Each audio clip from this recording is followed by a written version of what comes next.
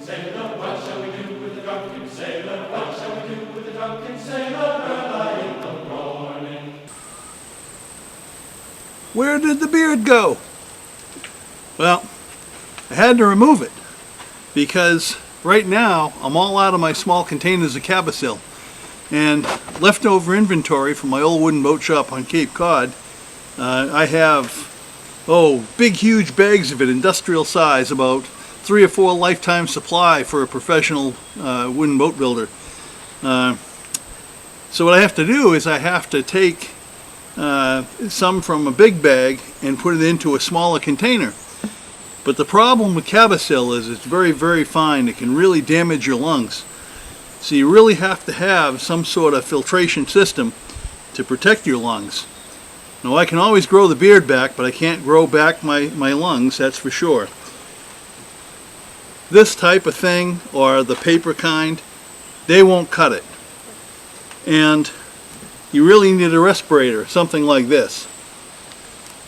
The problem though is to get a good tight seal and to have this work effectively, you can't really have a beard, because even though this will fit on tight and it'll compress on your face, these fine particles can get right past, if you have a beard, the hair, even though it's compressed, these fine particles are small enough they can get right past it and get into your lungs.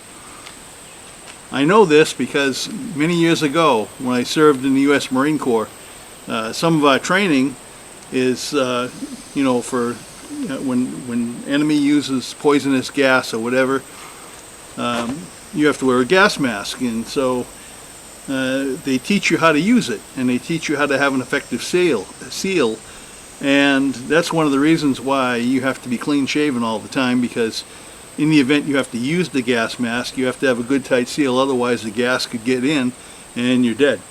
So it's the same thing with this. It may not kill me right away, but those fine particles can really damage the lungs. So you have to be very, very careful, and that's the reason for it. So I'm just going to, and this stuff is nasty. I hate even getting it on my hands. It's so fine, it gets into your pores and everything, and it really feels weird. So I'm going to fill this up. I'll wear the mask and I'll be good to go. Then I'll have a small container, which is easier. You don't have as many particles floating around as when you're trying to deal with these big bags. And I can get on with boat building.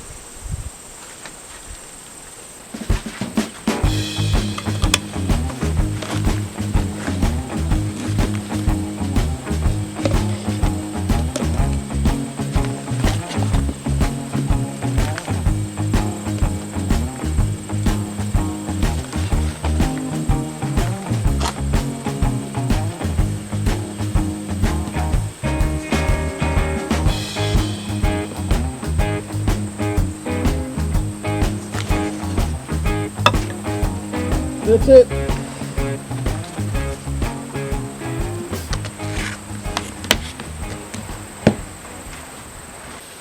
I guess you could call this a public service announcement, but at least I now have a container of Cabasil. It weighs almost nothing, and this will go a long way before I have to refill it again. And I probably could have filled 2 or 3, just do it all at once and save myself the trouble, but I really wanted to share this with everybody and let you know the dangers, the false security of using those lesser filters, those lesser masks. That it does give you a false sense of security. You think that you're safe, but you're not. So if you're going to handle this stuff, use a respirator. Once this is mixed in with epoxy resin, then it's no longer a danger, because the particles are mixed with the epoxy. It's not going to be floating in the air. But these are so fine. The slightest breeze, just moving around, this stuff will get up in the air and get into your lungs. So be careful with it. And I don't think there are enough cautions out there when these are sold for home boat builders. I mean, it might be in the fine print, but who reads it? So I'm telling you now, be safe. Don't take any chances. And please remember to subscribe and like and share and hit the little bell and do all that good stuff. And if you'd like to support our projects here, Downeast Thunder Creations and Shoestring Shipyard, please consider becoming a patron on Patreon. And I'm now starting to load a lot of my Shoestring Shipyard videos onto Vimeo now, because Vimeo has a much better streaming platform. It's faster and a better quality of video, and I'm not charging for that. And I'm still keeping the YouTube channels. I'll still be posting on the YouTube channels, but on Shoestring Shipyard there'll be an abbreviated form of the video just to give people the gist of it, and if they want to see the full length in much higher quality, then they can just click on the Vimeo link, which I'll also include. But because I know, and I'm only mentioning it here on Downeast Thunder Creations because I know a lot of people subscribe to both of my channels, and just to let you know what's going on. So thanks again for watching. What shall we do with the drunken sailor? What shall we do with the drunken sailor? What shall we do with the drunken sailor?